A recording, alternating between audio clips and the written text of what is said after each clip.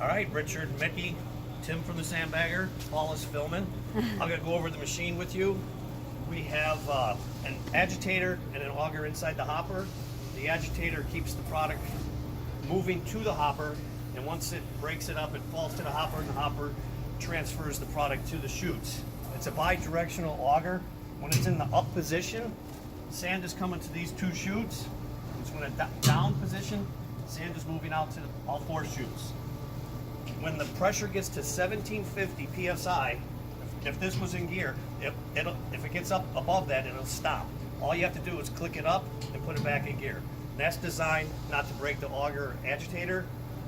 Both the auger and agitator have shear pins on them. If it gets too much pressure, the shear pin will break first, and it's a 3.5 inch grade 5 shear pin. So once it's in gear, you're going to put the bag on this little lip on the chute, step on it.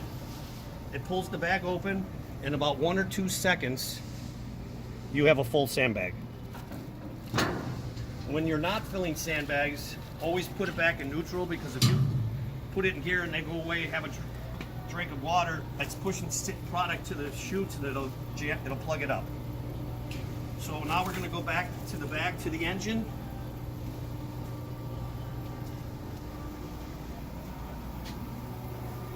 It's a Honda 5.5 horsepower engine. Pretty simple. Set the choke and start it up. Honda does have a great safety feature. If it runs out of oil, it won't start. So you check the oil every day. We have a filter gauge here. Paul, if we could shoot this. When that gauge gets in the red, you have to change that filter. As far as maintenance on the machine, we have bearings on both ends. We'll take a shot of this bearing.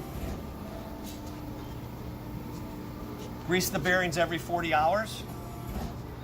I recommend on the pedals to shoot WD-40 or lubricant every 40 hours down on here, and on the pivot point of the chute.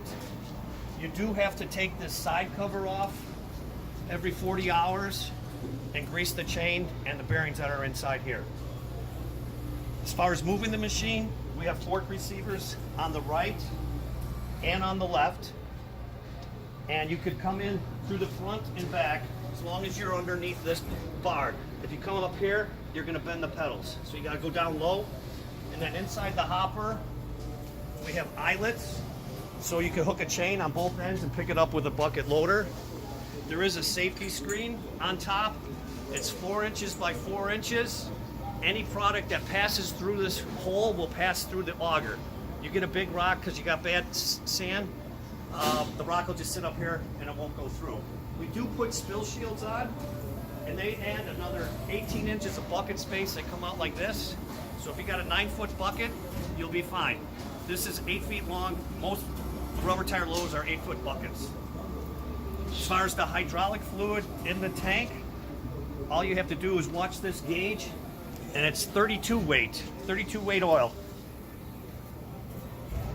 And it's a closed loop system. It should not get dirty. And it takes 15 gallons of hydraulic fluid in this tank. I think that's it. Look forward to seeing you in person one day.